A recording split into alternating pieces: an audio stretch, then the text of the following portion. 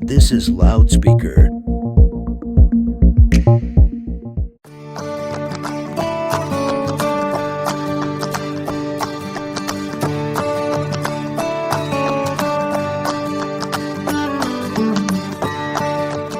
Hi, and welcome to Connecting a Better World, where we spend time meeting some of the most incredible human beings who make this world a better place.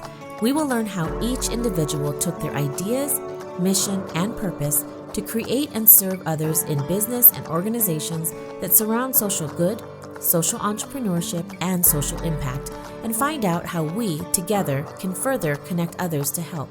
I am your host, Dr. Natalie Phillips.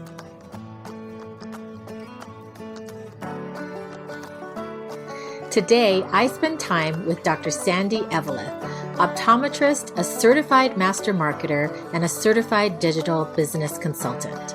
As an optometrist for over 30 years, Sandi co-owned and operated a high six-figure private optometry practice for 15 years and rapidly increased profits by 25% through adding subspecialties for her patients.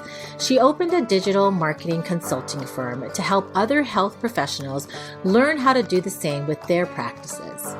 Her passion project is a movie she worked on as the film's editor and associate producer called Because of Sam. It's about an amazing young man who was born with Down syndrome and is now being shared as an educational program to teach healthcare providers, corporate workforces, and nonprofit organizations about empathy and the importance of inclusion in their locations for those with intellectual developmental disabilities. The film won the People's Choice Award for Tampa's Downtown Urban Excellence Awards for the sold-out standing ovation screening event at the historic Tampa Theatre. All right, so I have a really good and dear friend, Dr. Sandi here. I'm super excited because I just feel so blessed to know someone like Dr. Sandi. I say Dr. Sandi because we met on Clubhouse, and that is her handle name, but it's Dr. Sandi Eveleth. And I just feel so blessed that we met on Clubhouse back in January because we've been able to stay in touch, for a little bit. And I'm just thankful for who you are and for your heart to serve others. And so I just want to thank you first of all, for being able to join me and to really introduce what you're working on and what your project is to my listeners. Yes. Yeah, so thank you so much. Absolutely. Thank you. And thank you for that wonderful introduction. I appreciate it. And it has been amazing. It has been a wonderful journey for us. And I just feel like we really connected your story because I did an impromptu plug for your book, but I did get a copy of your book. And wow, do our stories align quite a bit. So I feel like we've known each other for a very long time. Yeah. And Dr. Sandi is fine. It's a great way to call me. So you're doing great. I love it. All right. So let's get my listeners introduced to you first. So tell me a little bit more about your story and who you are. Sure. So as you said, I am Dr. Sandi, and I've been an optometrist for over 30 years. I can't believe it's already been that long. I'm also recently got my certification. I'm a certified master marketer. I'm also a digital marketing business owner, and I've been one for, since 2009. And my big passion project that we're probably going to talk a little bit about is I became a film editor in 2018, though I've been editing videos and photos in some formats since I was a preteen. So that's been going on for a long time. And I finally actually got to put that to good use, 2018, 2019. Wow. So that's really cool because you're talking about eyes, right? Optometry. And then you went into digital marketing and, so that's kind of a fun thing to do. And then video editing. I mean, just because you do things when you're young as a teenager doesn't necessarily mean that you can do a whole film. So I'm super excited to talk a little bit about the film as well. But, before we get there, it's just impressive. And so, walk me through just being able to step out of even like what you went to school for, which would be, optometry, to go into other things like digital marketing, because you use your digital marketing to help serve your field or your industry as well, right? And so even though you went out as a passion to maybe learn a little bit more about this, you brought it back into your field. And I think that's really kind of cool as well. So talk to me more about your decision to feel like you wanted to do this and then bring it back to optometry. That's a great point. That's a great way to tell the story. A lot of people ask me the same thing. How the heck did you get into digital marketing and film editing? And I tell them, well, it's not that far-fetched because it is all visual, especially with digital marketing. But the big thing was I got into marketing from probably, let's say, about 7 or 8 years into practicing optometry. I ended up opening a private practice, as is most of our dreams when we get out into the healthcare field, is to go into our own practice. And I was able to do that. I co-owned a practice with my ex-partner and learned that it's not, build it and they will come. You can't just put up your shingle and everybody all of a sudden, comes into the practice. And we really weren't that far away from where we were practicing inside a corporate location. So I quickly learned at that time that I needed to figure out how to market the practice, how to get out there in the community, making all the right connections. And then as digital marketing came around, because remember when I opened the practice, digital marketing was not that big of a deal. Websites were just starting to become mainstream. So I started there with a website. I realized that in order to get found, I needed to learn how to actually code a website, put one up there, learn how to get optimized for local search, because I knew that's how people were finding practices, is they were typing in the name of the town and then typing in something like eye doctor, optometrist. So I learned the skills pretty quickly. We ended up incorporating some subspecialties into the practice. And I thought, man, I love this part of the business. So I opened up right up the street. I actually opened an office, a brick and mortar, for my digital marketing firm and had that going for several years. Yeah, because I really want to do training. I love the training aspect of it as well.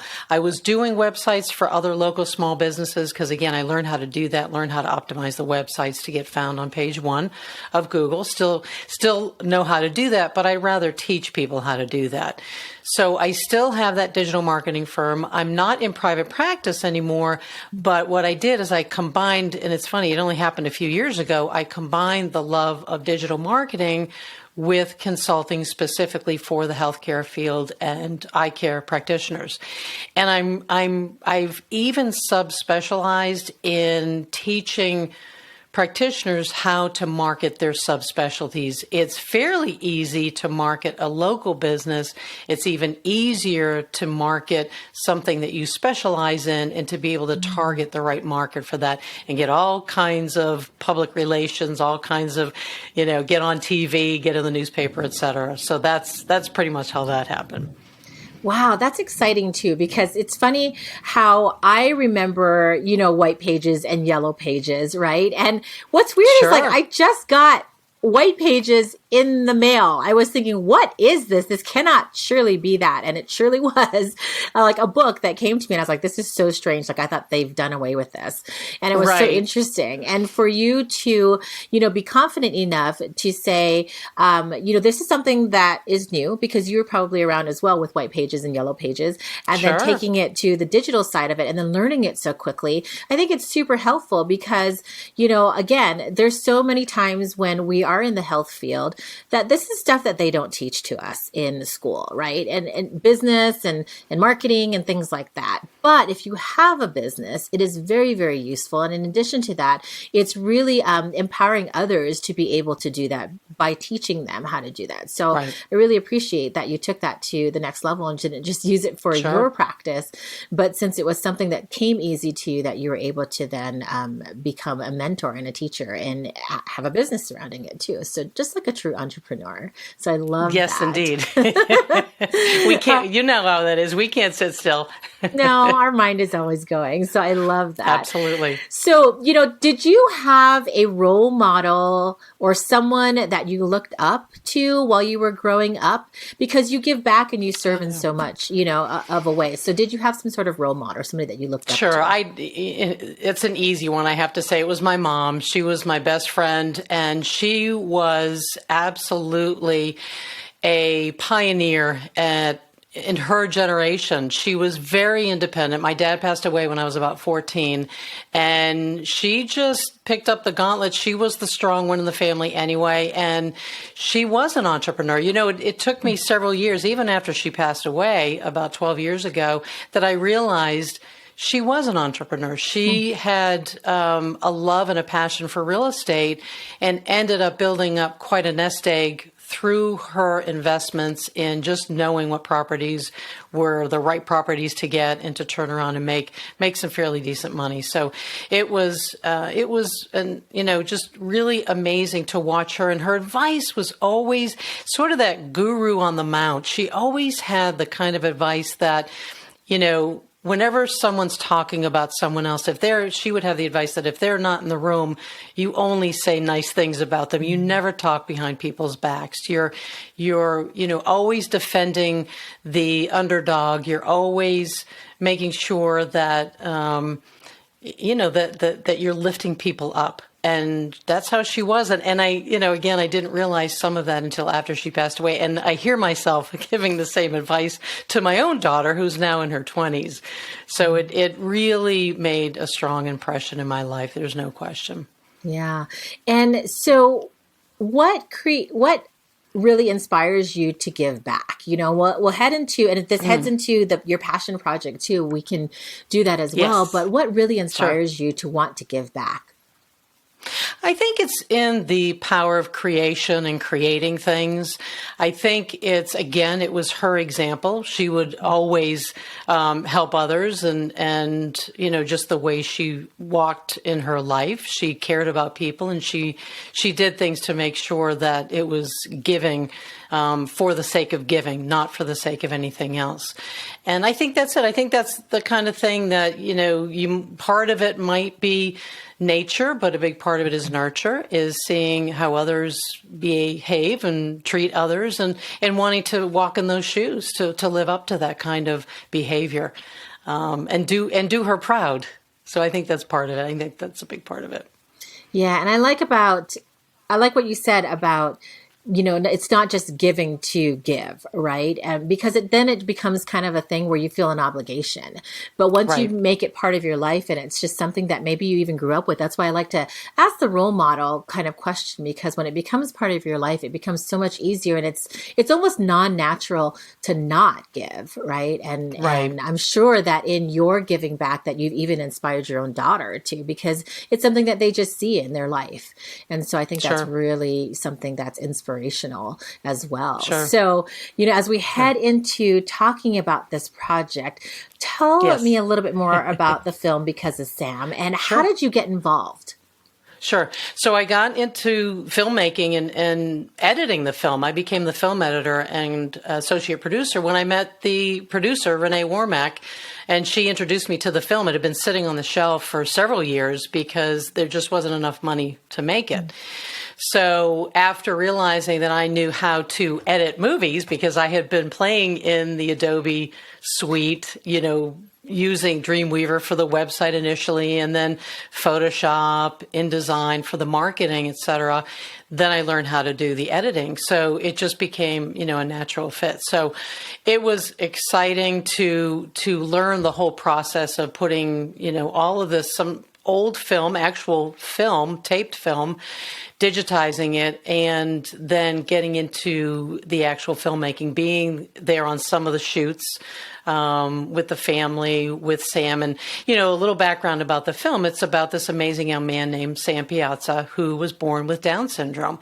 And he's just this charismatic young man that has, he's been up against so many challenges in his life just because he was born with Down syndrome. And also it's about the family and the community that stood behind him, and he's been a champion through all these different organizations, Best Buddies, United Way. There's a lot of conversation about this in the movie, and he works at a local restaurant that they do have some other restaurants across the country, PDQ, and we talk about that journey and how he is at work. And so we realize as we're making this movie, it's really a story not just about him and about the family, but it's also a story of hope for anyone, not someone just with disabilities, but it's also a story that you can bring into organizations, schools, nonprofits, health organizations, et cetera, to teach people about diversity, empathy, and inclusion. And we really emphasize the empathy because, he just to watch his story, watch his life unfold and how many people he's touched. His mom came up with the name because of Sam, and it's because a lot of people say their lives were changed, they were transformed because of Sam. And you get to see all of this again unfold in the movie. So it was amazing. There's a moment when we showed the film for its first look screening. I'm here in Tampa, Florida, and there's a gorgeous historic Tampa Theatre that when you walk in, it kind of feels like that Disney kind of feeling, like you're inside, outside. And to have a dream, the producer put it out there a year before the movie showed there, that she was going to show that film there before we even started making it to a sold out, show, to a sold out crowd. And sure enough, we made that dream happen. And I'm up in the projection booth watching through this little teeny square window and just biting my nails. I'm up there with a projectionist and, he's running the movie, and I'm hearing from that little window the laughter, people laughing when they were supposed to, people crying when they were supposed to. And at the very end, this thunderous applause and people jumping to their feet. And it was incredible. And after the show, we did a Q&A with the producer and with Sam. And, everybody was just so excited and just taken aback. It's a beautiful story. We made the story to be more, it's a documentary, but it's told more like a movie. We don't have narrative. It's the movie itself serves as the narration. So I appreciate you let me go on and on. You could tell we're a little bit passionate about the movie. No, I love it. I've got chills all over my body when you were talking about different parts of that story. And what I think is really cool is you talk about, it's been sitting on the shelf, right? And then, it's a story of one person in this entire world, right? But it's more than that, because what you guys have done with it as you were, maybe, I don't know if that was even the intention from the beginning, to make something that can help other people really understand inclusion of developmental disabilities. I don't even know if that was part of it or not, but it became part of that. And so I think what's interesting is, even though this is a, passion project for you, although I'm sure it's more than that, because it just seems like it will touch so many people's lives. When at the point did it become where the team thought that it could also be an educational tool now for organizations with inclusion for developmental disabilities? Like, was there a shift? Good question. Well, there was, because initially it was just to be an inspirational film. And it was interesting because partway through, it was at the end when Renee was talking about the movie, I don't remember her title, but she basically runs the Tampa Theatre. She came up to her and said, "Okay, let's go ahead and show this again," because she realized the impact that the movie had. And we started to get all kinds of feedback on the movie. We were getting it from, friends, family, from people that we hadn't met, that the family hadn't met, people that came. We did a lot of marketing to get people in the theater, and it worked. So we had all kinds of folks in there, whether they were for corporations, nonprofits, et cetera. And they were saying, "Okay, when can I see this movie again? How can we show this to our organization?"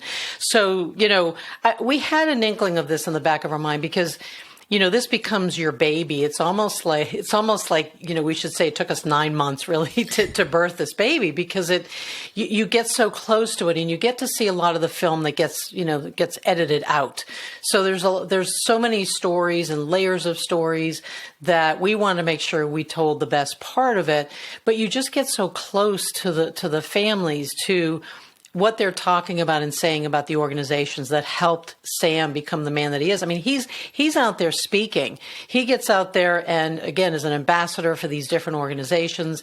He's an ambassador for this other place that was very instrumental in helping him out, Gigi's Playhouse, which is local, but now I guess it's all over the country. So, he organizes things, and it's just to watch him, how, he's very ambitious and he wants to be an actor. We talk about that in the movie, and he became an actor. So, it's just, there's so many layers of inspiration, but as people were starting to tell us that, wow, it did this for us and it did this. So people get different feelings from different parts of the movie. So in hearing all of this, we thought, well, we've got to bring this into schools. We've got to bring this into organizations. And we started to do that pre-pandemic. We were going around to local schools, public and private. We got to go to his high school that they talk about in the movie, and we show it. We show it to the audience of students. And, I would say it's age appropriate for middle school on up. And, the kids, it was just so amazing. The kids would again, jump to their feet and give it a standing ovation. And it was just absolutely, absolutely amazing. So we went ahead and we did because we wanted to get a push to get it out there.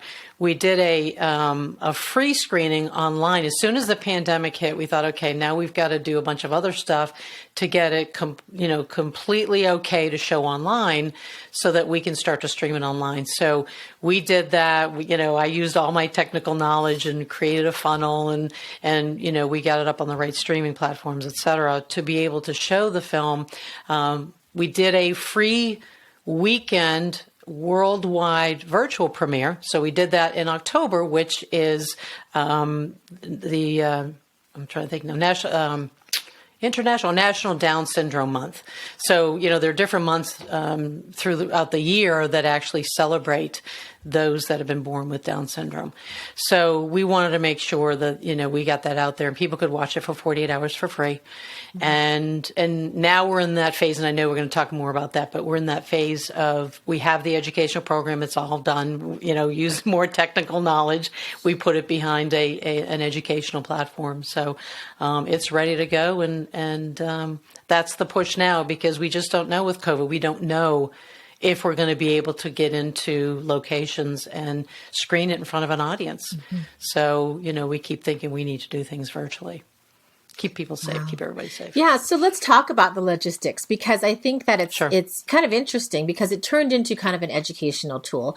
And it sounds like schools, businesses, organizations, corporate, or I guess organizations as well, can now have access to watching the film. And talk to me a little bit more about, are there workbooks, as yes. people are listening to this, right? What are the differences as far as if a school had access to it versus more of a business? Is it much different? Is there, I spew questions all the time. That's good. That's good. But is it where, let's say a parent is like, wait a minute, I want our school to do it. Would a parent be able to advocate? And then let's run through costs, nonprofit costs, all that kind of stuff, so people can get their hands on this. Sure. So we can do custom. The way that we have it set up right now is if you go, and we'll, of course, have the links, but we have the way to view it 4 different ways. The first way is what we talked about, where they could, give the producer a call and go ahead and set up a time to actually come in. And there's a fee for that. Depends on how close it is to our home, how quickly we can, or how close we are as far as how much that's going to cost. So that can be custom or a standard fee. And then the people can rent it just personally if they want to watch it from home, not organize any kind of events or parties around it, but just do an at-home, viewing. Is we have it up on Vimeo. They actually have a platform similar to Amazon, and that's at a certain website that we can give you. But that's $11.99. They just rent it, and they can watch it every time they rent it. They can watch it for a full 48 hours, as many times as they want to. And then we have the educational program, which can go into nonprofits for $497, or goes into a corporation or for-profit for $997 plus tax, because it is a for-profit. And then we also have enterprise-wide, where again, call the producer to find out if you have multiple locations, because this is meant to be seen within the location, whether it's streamed or in person. So if you have multiple locations, of course, we're going to reduce the price for those organizations. And I've even been thinking, of course, in my own field, as an eye doctor, I was actually quite uninformed or misinformed at how capable those with intellectual developmental disabilities really are. And I learned a lot from knowing Sam, and he's just amazing. So I feel that I would like to bring it into optometry practices, into, the optometric associations, local, state, and national. So, just to plant some ideas for anyone else that, like you, that's in the healthcare field, that organizations like that can view it. So anywhere, if it is into a school, we are tailoring it to whatever the organization is. If it's corporate, it's about workforce development. It's about how this would benefit your organization. Number one, to bring someone in to the organization with an intellectual disability. And also any customers that you might have, customers, clients, or patients. How do you work with someone that has this? Because Mom brings up in the movie, brings up a really good point about how she was somewhat mistreated, or not mistreated, but just the way the doctor handled the situation when Sam was born. I mean, it's kind of heart-wrenching. So it's an educational piece on all levels. So we have right now, we have the corporate and the educational. So it's just a matter of reaching out and saying, this is what kind of organization. And I have this on the questionnaire. So as soon as you fill out the questionnaire, we're going to know what to send. So it's pretty much on the website. And I think you also had mentioned when we had talked earlier too, that Sam is even available, right? To come out. Right. Is that possible? Okay. It is with Renee. They come together. They're a unit, and they come together to talk about the movie, to talk about the impact, and to talk about Sam. And we will even do, a Zoom. I mean, again, all of this is very customizable. Where if you're not in Florida, or you're not in Tampa, obviously national, international, we'll set up some sort of a scenario where we can do a Q&A that can be live, where Sam and Renee are right there and can answer any questions. Nice. And he's been interviewed quite a bit in the media. If you go to the main website, which will give you that, you'll see that he has a lot of fun being on interviews. Wow. Yeah. What about, I know that it's still pretty early because it was viewed, was it in October of 2020? Is that correct? When it was in Tampa? It was. In the theater? Okay. Yes. Well, the theater was 2019. And then we started going out into the community and showing it at several locations. And we even showed it at local theaters, some of the smaller theaters. And we would just market it, and people would come out and buy a movie ticket and come see it at the regular, so that's kind of exciting to see your movie up in a regular movie theater. But then, yes, as soon as March hit, in fact, we were slated to do a presentation at the local university for diversity and inclusion specifically. And that had to be canceled because it was scheduled for the end of March in 2020. So yes, so now everything went online, and we're just waiting to see if there's any in-person that can be done. It's completely COVID protective, et cetera. But yeah. I think it's cool So how Sam you can were be there. able to pivot and make it all online and available still, so that it didn't lose momentum. It may have a little bit from what you were expecting, but at the same time, now I feel like it's more readily available for a lot more people, right? Sure. So, absolutely. Yeah. So maybe besides the film and the teaching for organizations and for people who want to reach out, we'll have the links again in the show notes. But what might be some other ways that this film or you might need to help push the needle forward? Just anyone, when you share the links, is to have anyone share those links on social media. Go see, we do have a trailer. We have a couple of trailers on the main site, and you'll see a 1-minute trailer and a 4-minute trailer. So go look at those and you'll get a good feel for what the movie is about. We've got a fun anthem song at the very end, and a lot of people are absolutely loving that and want to hear that more. So keep looking out for that. But just to get onto social media and just spread the word about the movie. Get however you have to do it. If you go see the movie, if you rent the movie, go ahead and tell people about, how much you loved it, what it was about the movie that you loved, and tell others, hey, you got to see this. And again, we'll have that direct link just for at-home viewing if you want to see it there. So that's what you can do. We do also have a contributions page. If there's still some things that need to happen, and part of it's a marketing budget. So if anyone wants to just listen, I don't have time to watch a movie, but I'd love to contribute, I'll give you that link as well. There's a contribution page. Awesome. Good. I'm glad that you were able to share that as well. So sure, do you think that there are any upcoming projects for you or ideas that have spawned because of this that you might be working on, or that you feel like you want to do something like this again? Absolutely. I can't tell you about a couple of them, but yes, keep an eye out, because absolutely. And I love the whole video editing, and I love teaching people how to edit video, quickly and efficiently. It doesn't have to be anything fancy, but I absolutely love it. I love short form, long form video content. So there will be things coming, so pay attention. Ooh, exciting. You'll be one of the first to know. That's super exciting. Are there any stories or experience through either this or even work as an optometrist or as a digital marketer that may have touched your heart to continue to just want to continue to give back? Well, the big thing was that I was telling you about the movie is that moment when everybody stood up, and it just touched my heart so much to know that I helped to create something that touched the lives of so many people. So I love putting out content for free. I do it all day long over on LinkedIn. I'm just a big fan of just helping people learn how to market their own practices or businesses. So there's just something about the process of creating something and knowing that someone absolutely loves it. In fact, I just had today, I didn't even think about this until right this very minute, is I had a gentleman in a group that I'm in LinkedIn, and I absolutely love the software Canva for graphics and Camtasia for, quick video editing and training editing.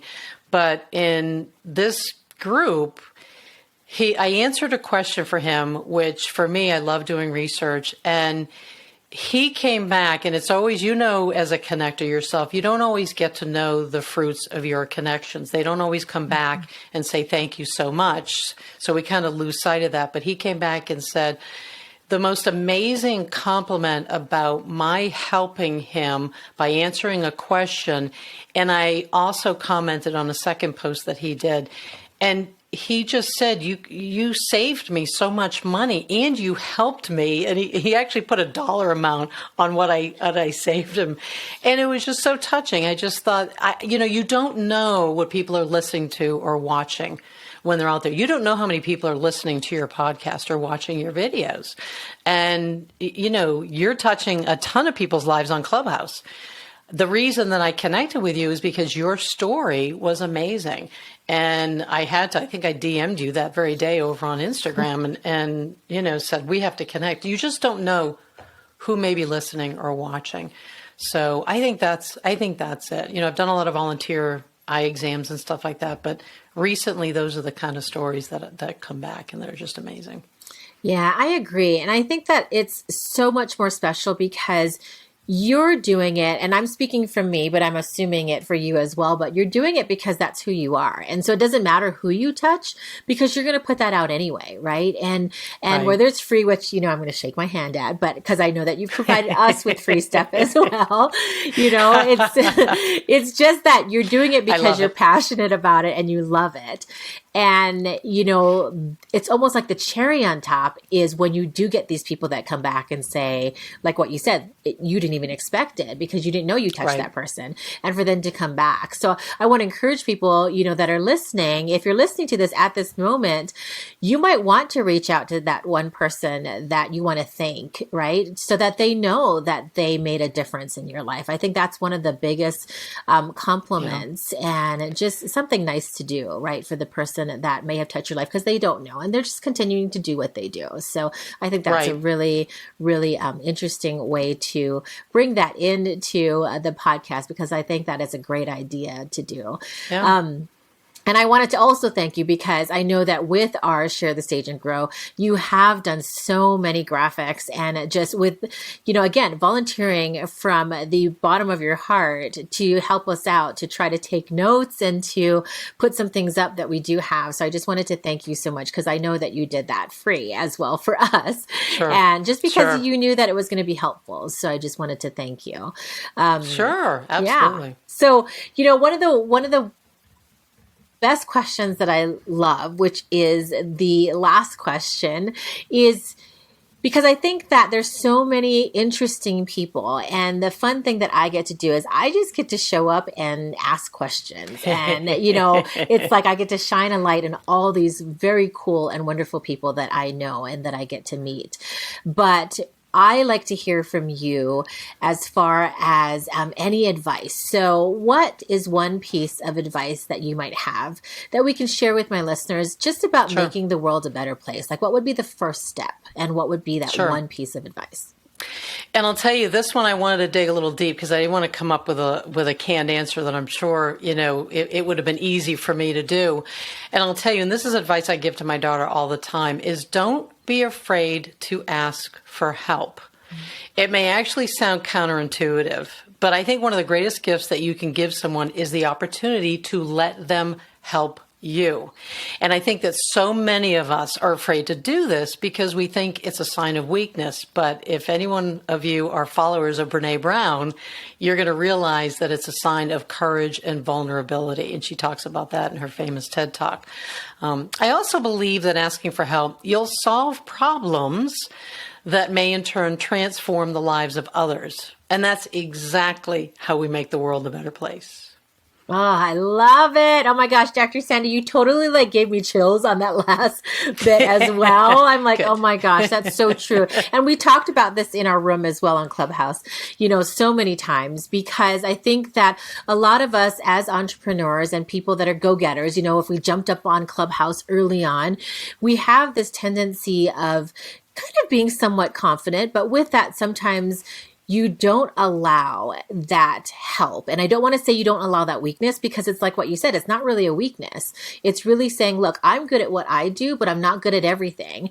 And to be able to collaborate and let other people shine and do what they do well will probably push me a little bit further as well if we're able to collaborate. So I absolutely love that. I'm glad that you teach that to your daughter.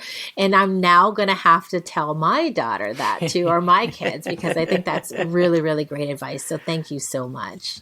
Of course. Absolutely. My pleasure. And thank you for having me on the show. It's been awesome. Oh, you're so welcome. I'm so excited to see the film because of Sam, and we'll have all the links so that people can get a hold of the film or to even bring it into, I think the biggest thing is going to be bringing it into organizations. I think that would be amazing to add this type of, I guess, just inclusion awareness for intellectual developmental disabilities as well. I think that it's super important. So thank you so much for being part of the film, editing it, producing it, and being able to watch it on the big screen. So I'm so excited that you got to do that. And thank you again so much for being here with me. Thank you. It was my pleasure.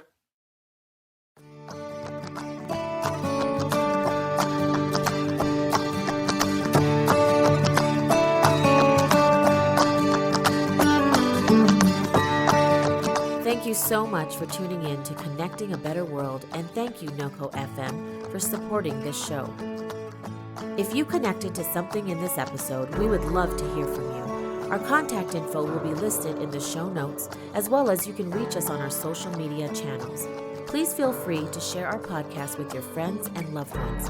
For more shows, please tune in to noco.fm online.